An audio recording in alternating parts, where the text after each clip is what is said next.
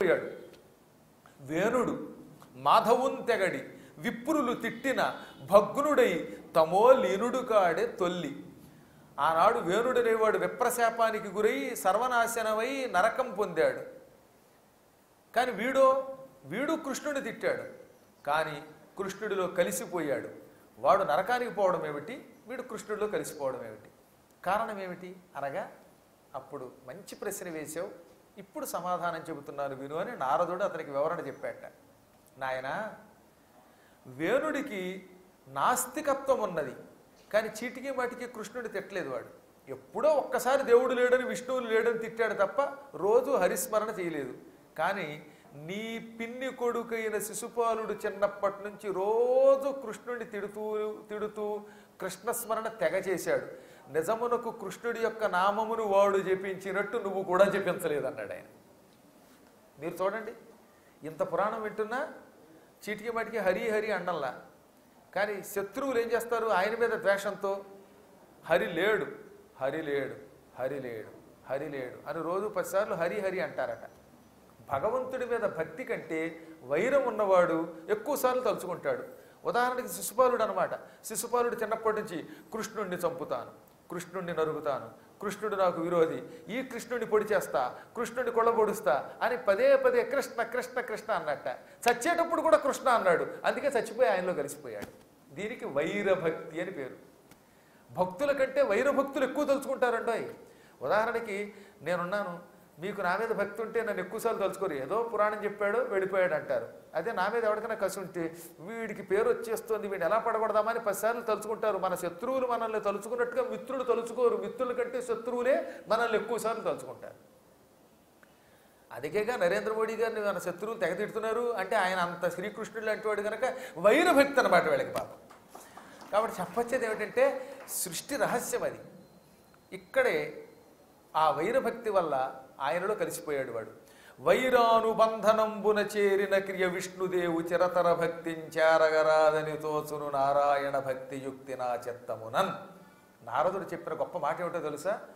భగవంతుణ్ణి భక్తితో కంటే విరోధముతో తొందరగా చేరచ్చట.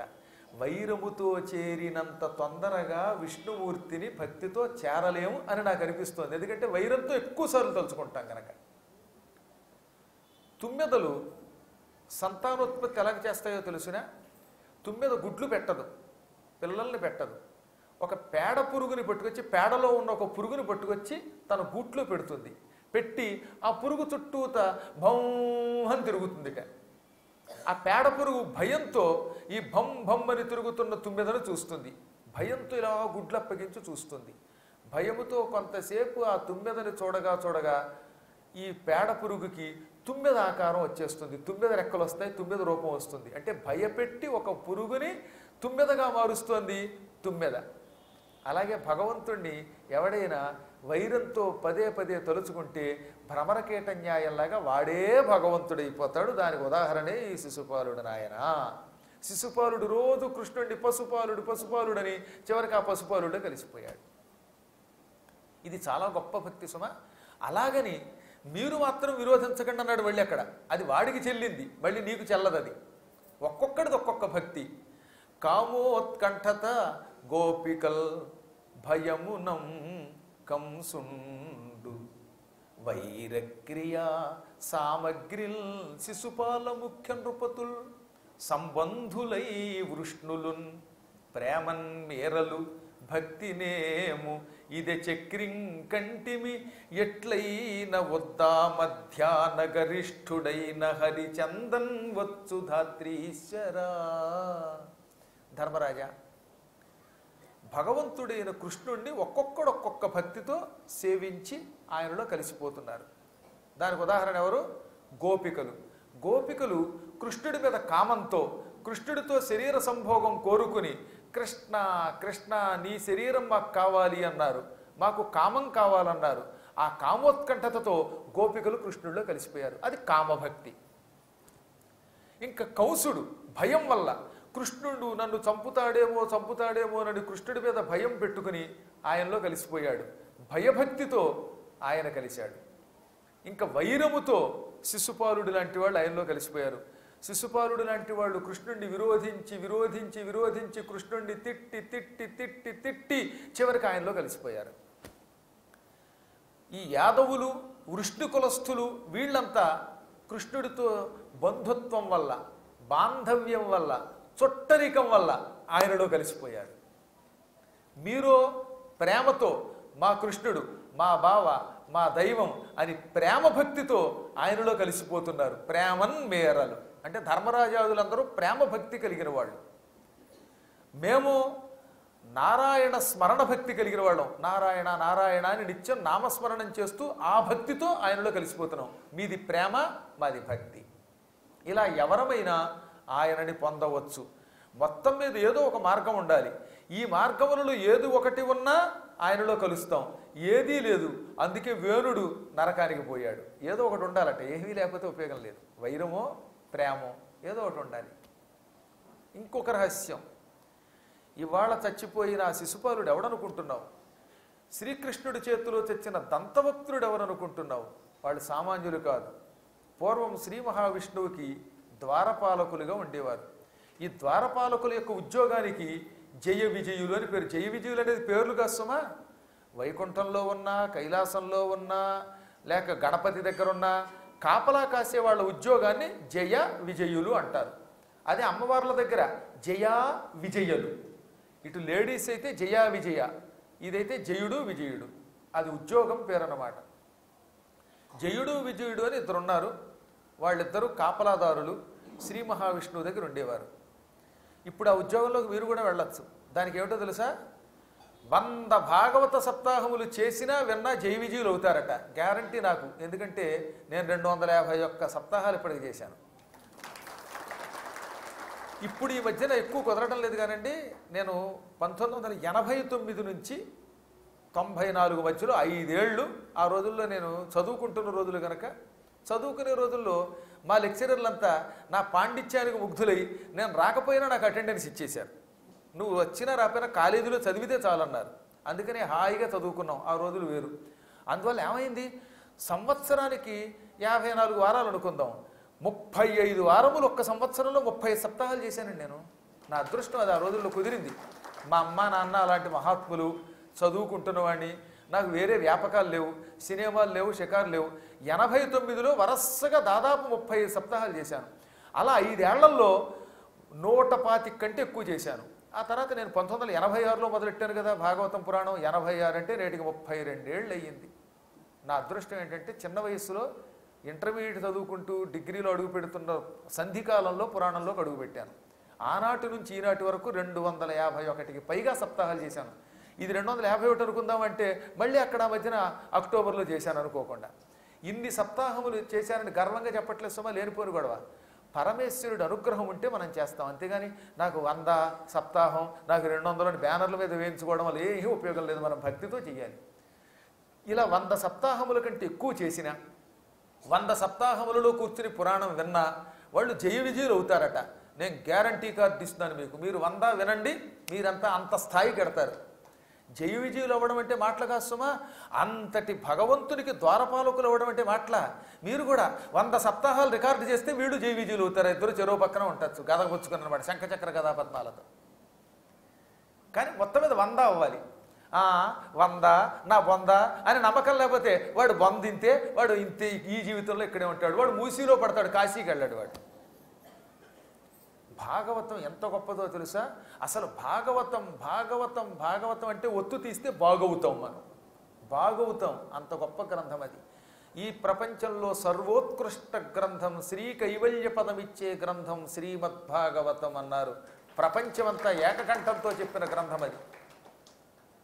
నేను ఎందుకు చెప్తానంటే అదొక ఉద్యోగం. మరి జయ విజయులకి శాపం వచ్చినప్పుడు, వాళ్ళు లేకపోతే, వాళ్ళు జన్మెత్తినప్పుడు వాళ్ళ బదులు వేరే వాళ్ళ ఉద్యోగంలో లేరు. మరి అప్పుడు వాళ్ళు ఇన్ఛార్జీలు ఎవరో ఒకళ్ళు ఉంటారన్నమాట. ప్రిన్సిపాల్ లేకపోతే అసిస్టెంట్ ప్రిన్సిపాల్, ఇన్ఛార్జ్ ప్రిన్సిపాల్ ఉంటాడుగా, అలాగా. ఈ జయ విజయులు అనేవాళ్ళు వైకుంఠంలో నిరంతరం శ్రీ మహావిష్ణువుని సేవించేవారు ద్వారపాలకులుగా. ఇలా ఉండగా ఒకనాడు ప్రపంచమంతా తిరుగుతూ హరిదర్శనం కోసం సనకుడు, సనందనుడు, సనత్కుమారుడు, సనత్సుజాతుడు అని పిలువబడిన 4 వైకుంఠానికి వచ్చారు. వీళ్ళని సనక సనందనాది మహర్షులు అంటాం. వీళ్ళు బ్రహ్మ మానసపుత్రులు. వాళ్ళ పేర్లు ఏమిటి? సనకుడు, సనందనుడు, సనత్కుమారుడు, సనత్సుజాతుడు. భగవంతుడు వాడికి ఇచ్చిన వరం ఏమిటో తెలుసా? వాళ్ళు ఎప్పుడు చూసినా 8 ఏళ్ల కుర్రాళ్ల వలె ఉంటారట. ఇంకా వయస్సు దాటదట్టండి వాళ్ళకి. ఎప్పుడు 8 ఇయర్సే, కేవలం 8 సంవత్సరములే. ఆ మహానుభావులకి ఎక్కడ తిరుగు లేదు, ఎదురు లేదు. అత్యంత పవిత్రమైనటువంటి శక్తి కలిగిన వాళ్ళు. అసలు చూడండి, ఒకసారి ఆలోచించండి. ఎప్పుడు చూసినా 8 ఏళ్ల వయస్సు కింద ఉండటువంటి మాటల. వాళ్ళు ఒకనాడు వైకుంఠానికి వెళ్ళారు. డెంభకుల అనర్గళ విశ్రంభకుల రమాధినాథ సల్లాప సుఖారంభకుల ముక్తమానస దంభకులం చొరగనీక తరిమిరధీశ. వాళ్ళు పిల్లలు, ఎప్పుడు చూసినా పిల్లవాళ్ళలో ఉంటారు. ఎక్కడికైనా వెళ్ళగలరు. వాళ్ళకి అడ్డు ఆపు లేదు. వాళ్ళకి వేసాలు, పాస్పోర్ట్లు, చెక్కింగులు, ఈ గందరగోళం లేదు. ఇక్కడ మాయమైతే వైకుంఠం, వైకుంఠంలో మాయమైతే కైలాసం, కైలాసంలో మాయమైతే బ్రహ్మలోకం, బ్రహ్మలోకం నుంచి స్వర్గలోకం, స్వర్గలోకం నుంచి శంకరమఠానికి ఎక్కడికైనా వెళ్ళగలరు వాళ్ళు. నిరంతరం ఓం నమో నారాయణాయ అనే అష్టాక్షరీ మంత్రం జపిస్తూ, హరికథలు పలుకుతూ, హరికథలు వింటూ, హరికథలు చెబుతూ ఉంటారు వాళ్ళు. అటువంటి మహాత్ములు. అహంకారం లేదు, దంభం లేదు, కళ్ళ లేదు, కపటం లేదు. ఎప్పుడో ఒకప్పుడు అహంకారం లేకుండా ఎవడన్నా ఉంటాడా? ఎంత గొప్పవాడైనా నేను అహంకారం లేనివాడిని అనుకున్నా మళ్ళీ అంతలోనే నేను గొప్పవాడిని అనిపిస్తుంది వాడికి. అలా అనిపించకుండా ఉండేవాడు ఎవరన్నా అంటే మీలాంటి పుణ్యాత్తులు. అసలు మిమ్మల్ని చూస్తే ఎక్కడ అహంకారం ఉన్నట్టుగా కనపట్లేదు నాకు. అహంకారం ఉంటే కిందెందుకు కూర్చుంటారు? నా నెత్తి మీద కూర్చునేవారు. కాబట్టి నా దృష్టిలో వీరంతా నిరహంకార స్థితిలో ఉన్న మహాత్ములు అనుకుంటున్నాను. అలా కాకపోతే ఇక నేనేం చేయలేను. అలా పొగడకపోతే రేపు రారు మళ్ళీ. అది కూడా ఒక కారణం. అందువల్ల మొత్తం మీద ఏమైతేనే వాళ్ళకి దంభం లేదు. అటువంటి మహాత్ములు లోపలికి వెడుతూ ఉంటే పాప ఈ జైవిజీలు ఏమనుకున్నారు? ఇదేంట్రా చిన్నపిల్లలు గొడ్డెప్పుకు తిరుగుతున్నారు, గోచీగొట్లు పెట్టుకుని వెళ్ళిపోతున్న ఈ చిన్నపిల్లలు వస్తే పేచి అనుకుని గదలు అడ్డం పెట్టి ఆగండి, లోపలికి వెళ్ళకూడదు అని ఆపేశారట. వాళ్ళు తెల్లబోయి, ఓరి మీరు వైకుంఠానికి కాపలాకు వస్తున్న మహాత్ములు, మమ్మల్ని చంటి పిల్లలు దిగంబరులని భావించి లోపలికి వెళ్లకుండా అడ్డం కొట్టారు. అంటే ఎవరు పడితే వాళ్ళు వైకుంఠంలో విష్ణు దర్శనం చేసుకోకూడదని మీ ఉద్దేశం, అంతే కదా? అసలు వైకుంఠానికి ఎవడొస్తాడు? అపార శక్తి ఉన్నవాడు మాత్రమే, స్వామి అనుగ్రహం ఉన్నవాడే అంతవరకు రాగలుగుతాడు. సామాన్యుడు రాగలడా? కేవలం చిన్నపిల్లలం దిగంబరులం అనుకుని మా శక్తిని తక్కువ అంచనా వేసి మమ్మల్ని లోపల వెళ్లకుండా అడ్డం కొట్టారు. ఇది రాక్షస లక్షణం. రాక్షసులకి పక్షపాతం ఉంటుంది. కొందరిని పంపుతారు, కొందరిని పంపరు. కొందరిని గౌరవిస్తారు, కొందరిని అగౌరవపరుస్తారు. ఇది రాక్షస లక్షణం. ఇది రజస్సు తమస్సు అనే 2 గుణముల యొక్క లక్షణం. అందుకే భాగవతోత్తములమైన మమ్మల్ని వైకుంఠంలో విష్ణు దర్శనమునకు వెళ్లకుండా గుమ్మం దగ్గర ఆపారు. దీనికి ఇదే మీకు మా శిక్ష.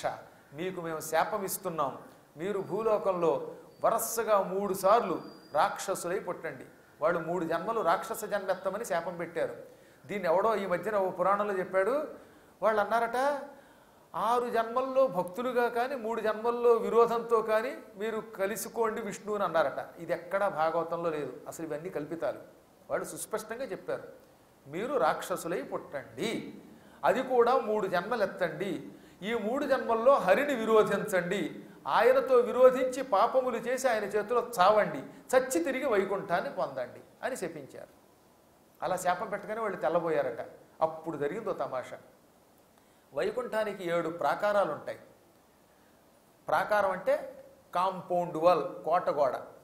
మనందరం చుట్టూతో ఒక గోడ కట్టుకునేసరికి తల ప్రాణం తక్కువస్తుంది. అసలు ఇప్పుడు ఈ మధ్యన కాంపౌండ్ వాల్స్ ఎక్కడ ఉన్నాయిలేండి, అన్నీ అపార్ట్మెంట్లే, బుల్లి బుల్లి ఇళ్ళు, డబుల్ బెడ్రూమ్ అండమే. కానీ ఆ లోపలికి వెడితే సామాను ఉంటే అన్నం తినలేము, అన్నం ఉంటే సామాను తినలేము అన్నట్టుగా ఉంటుంది. అవునా కదా? ఓ ఇంట్లోకి ఇంకో 3వ మనిషి వచ్చాడంటే వాడు ఎక్కడ పడుకోవాలి? అటక మీద పడుకోబెట్టాలి చివరికి. కాలప్రభావం అలా అయిపోయింది. ఇక్కడ వంట, ఈ పక్కనే పెంట, ఇక్కడ పెంట టపటప, ఇక్కడ పోపులు చిటపట. పురాణం చెబుతున్నప్పుడు కూడా పక్కన పోపులే, అందుకే దగ్గుకుంటున్నారు మధ్యలో కొంతమంది పురాణం చెప్పేవాడితో సైతంగా. ఇంత చిన్న చిన్నవి అయిపోయాయి. కానీ పూర్వం విశాలమైన ఇళ్ళు, వంటిల్లు దూరం, పెంటిల్లు దూరం, సభాభవనాలు వేరు, స్నానాగారాలు వేరు, అంతంత విశాలంగా ఉండేవి. మా అదృష్టం నేను కూడా అటువంటి లంక అంత కొంపలో పెరిగినవాడిని నా చిన్నప్పుడు. అవన్నీ తర్వాత పోయాయి అనుకోండి, అవి ఎక్కడున్నాయని అడగద్దు కానీ కాల ప్రభావంలో పోయాయి. కానీ మా చిన్నప్పుడు మాత్రం లంకానగరం ఎంత ఉందో అంత ఇల్లు ఉండేది. ఎన్ని గదులు, ఎంత పాత కొంప. మా ఇళ్లలో మా ఇంటి పక్క నుంచి పాములు వెళ్ళిపోయేవి. ఎందుకు చెప్తానంటే పూర్వకాలంలో మహానుభావులు రాజులు పరిపాలించేటప్పుడు పెద్ద పెద్ద కోటగోడలు ఇళ్లలో చాలా ఉండేలా చూసుకునేవారు. మనకే ఇలా ఉంటే ఇంకా సాక్షాత్తు వైకుంఠం ఎలా ఉంటుందో ఒకసారి ఆలోచించండి. వైకుంఠమునకు 7 ప్రాకారాలు ఉంటాయి. 7 ప్రాకారాలు, 7 కాంపౌండ్ వాల్స్. ఈ 7 ప్రాకారాల్లో ఒక్కొక్క ప్రాకారానికి ఒక్కొక్క జైవిజీవులు ఉంటారు. మళ్ళీ ఈ 7 ప్రాకారాలు దాటాక అంటే 7 వాకిళ్ళు దాటితే అప్పుడు స్వామి దర్శనం అవుతుంది. ఇప్పుడు జయ విజయులు సనకసనందనాదుల శాపానికి గురయ్యాక, అంటే సనకసనందనాదులు వాళ్ళని శాపం పెట్టగానే ఎక్కడో 7 ప్రాకారముల అవతల ఉండే స్వామివారు బయటికి నడుచుకొచ్చాట. వెంటనే సనకసనందనాదులు ఆయన కాళ్ళు గట్టిగా పట్టుకుని ఏడ్చారు. ఎందుకు ఏడ్చారో తెలుసా మీకు? అర్థమైందిగా ఈ వాటికే. నిజమునకు జయ విజయులు తప్పే చేశారు. ఈ మహాత్ముల్ని లోపలికి వెళ్లకుండా ఆపారు. ఆపినప్పుడు వీళ్ళు ఏం చేయాలి? సంయమనంతో ఉండాలి. వీళ్ళు తొందరపడి కోపం తెచ్చుకోకూడదు. వాళ్ళు ఏదో తప్పు చేశారని వీళ్ళు కూడా తప్పు చేస్తారా? తొందరపడి శాపం పెట్టారు. శాపం పెట్టడం వల్ల వాళ్ళ శక్తి తగ్గింది. భగవంతుడు కోపిష్టి వాళ్ళని తన ఇంట్లోకి రానివ్వట. మన ఇంటికి ఎవరైనా వస్తే మనం లోపలికి పిలిచి కూర్చోబెట్టామంటే వాళ్ళు మన ఆత్మీయులు, అవునా? కానీ వాళ్ళని లోపలికి రమ్మనకుండా మనమే తలుపు తీసుకుని బయటకు వచ్చి కాసేపు బయటే కూర్చోబెట్టో లేక నిలబెట్టో మాట్లాడి పంపిస్తున్నామంటే అర్థం ఏంటనమాట? వాడు మన ఇంట్లోకి రావడం మనకి ఇష్టం లేదు. మనకు ఆ విషయం తెలిసిపోతూనే ఉంటుంది. బయటే నిలబెట్టి వచ్చారా వెళ్ళండి అంటారట. భగవంతుడైన వాసుదేవుడు ఎంతో పూర్వం మనం వచ్చినప్పుడు 7 ప్రాకారాలు దాటించి లోపలికి తీసుకెళ్ళేవాడు. ఇప్పుడు ఆయనే బయటకు వచ్చాడు అంటే మనం వైకుంఠంలోకి వెళ్ళే అర్హతని కోల్పోయాం. అందుకే ఆయనే బయటకు వచ్చి నిలబెట్టి మాట్లాడుతున్నాడు. ఎందుకు అర్హత కోల్పోయాం? తొందరపడి జయ విజయుల్ని శపించడం వల్ల అని గ్రహించి, ప్రభు మా కోపం వల్ల చాలా అనర్థం జరిగింది. వీళ్ళు మహాత్ములు, నీ కావలివారు. ఈ శాపం మేము త్వరపడిచ్చాం, తొందరపడిచ్చాం. ఈ శాపాన్ని తిప్పకూడదా అంటే నేను తిప్పనన్నాడు ఆయన. మీలాంటి బ్రాహ్మణోత్తములకి, భాగవతోత్తములకి వాళ్ళు అపచారం చేశారు. అపచారానికి తగిన శిక్ష వాళ్ళు అనుభవించాలి. ఈ శిక్ష మీరు వాళ్ళకు కాదు వేసింది, నాకు. ఎందుకంటే వాళ్ళు భూలోకంలో రాక్షసులై అత్యాచారాలు చేస్తూ ఉంటే మళ్ళీ నేను భూలోకంలో అవతరించాలి. అవతరించి ఆ కష్టాలు నేను పడాలి. నా వాళ్ళ చేత నేనే చివాట్లు తినాలి. చివరికి వాళ్ళని చంపాలి. కాబట్టి ఈ విధంగా యజమాని కూడా సేవకుడి వల్ల శిక్ష పొందుతాడని నేనే స్వీకరిస్తూ లోకానికి చాటుతున్నాను. తన దగ్గర పనిచేసేవాడు చేసిన తప్పుకి యజమాని కూడా బాధ్యుడే. కాబట్టి వాళ్ళ శాపం నేను అనుభవిస్తాను. మీరు వెళ్ళి తపస్సు చేసుకుని ఈ చేసిన అపరాధానికి ప్రాయశ్చిత్తాన్ని ఆచరించండి అని వాళ్ళని పంపేశాడు. శాపం తెప్పలేదు ఆయన. నా వాళ్ళు కదా అని శాపం తెప్పలేదు. అనుభవిస్తాను నేను కూడా అన్నాడు ఆయన. అప్పుడు జయ విజయులు భూలోకంలో ముందుగా హిరణ్యాక్షుడు, హిరణ్యకశిపుడు అనే పేరుతో దితికి, కశ్యప ప్రజాపతికి కుమారులై పుట్టారు. వరాహ రూపంలో హిరణ్యాక్షుణ్ణి, నృసింహ రూపంలో హిరణ్యకశిపుణ్ణి సంహరించాడు పరమాత్మ.